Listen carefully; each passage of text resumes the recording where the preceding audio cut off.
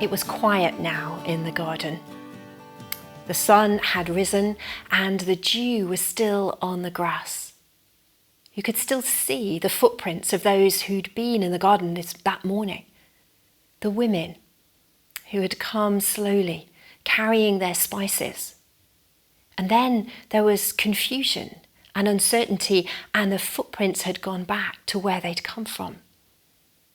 Then there were the footprints of two men who'd come running, stopped and stared, and then gone away again. There had been noise and loud voices as confusion reigned, but now it was still. And there was just Mary Magdalene, sobbing in the garden of the tomb where they had laid the body of Jesus after that terrible Friday.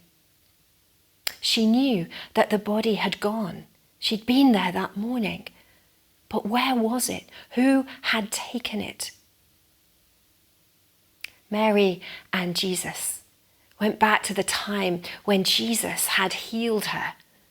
He'd taken away from her all that had disturbed her. And from that moment, she had stayed close to him. She had followed him everywhere. She'd supported him from her wealth.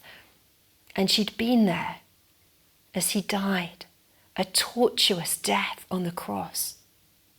She'd heard him say with his final breath, "Father, into your hands I commit my spirit." And then she'd helped as they laid the body in the tomb. But now the stone was rolled away, the guards were gone, and there was nobody. She saw two strange figures. She said to them, "If you have taken my Lord away, tell me where he is." But there was no answer. And then she saw another figure standing near her. The figure asked her, "Who are you looking for?" Blinded by her tears, Mary thought this was the gardener. And so she said to him, "If you have taken him, tell me where I can go and find him." And then Jesus spoke a word that turned Mary's world upside down. Mary. In that moment, hope flooded through her soul.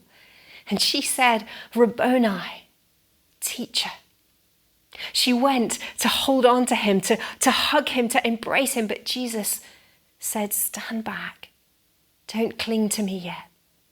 For I am going to my Father.